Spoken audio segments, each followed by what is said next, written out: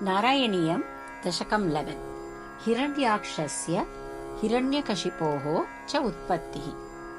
क्रमेण सर्गे परिवर्धमाने कदापि दिव्यासनकादयस्ते भवद्विलोकाय विकुण्ठलोकं प्रपेदिरे मारुतमन्दिरेश। मनोज्ञनैश्रेयसकाननाद्यैः अनेकवापी मणिमन्दिरैश्च अनोपमं तं भवतो निकेतं मुनीश्वरा प्रापुरतीतकक्ष्याः। भवद्दिदृक्षून् भवनं विविक्षून् द्वास्तौ जयस्तान् विजयोऽप्यरुन्धां तेषां च चित्ते पदमापकोपः सर्वं भवत्प्रेरणयैव भूमन्।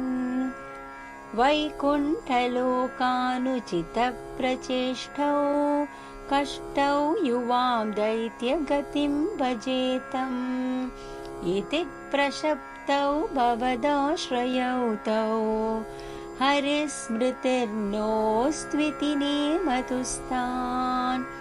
तदेतदाज्ञाय भवानवाप्तः सहैव लक्ष्म्या बहिरम्बुजाक्ष खगेश्वरां सार्पितचारुबाहुः आनन्दयंस्तान् अभिराममूर्त्या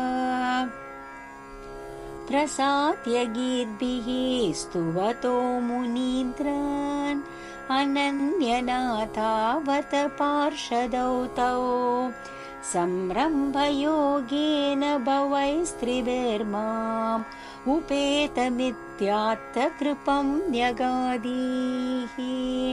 त्वदीयभृत्या वत कश्यपातौ सुरारिवीरा उदितौ दितौ द्वौ सन्ध्यासमुत्पादनकष्टचेष्टौ यमौ च लोकस्य यमाभिवान्यौ हिरण्यपूर्वकशिपुः किलैकः परो हिरण्याक्ष इति प्रतीतः।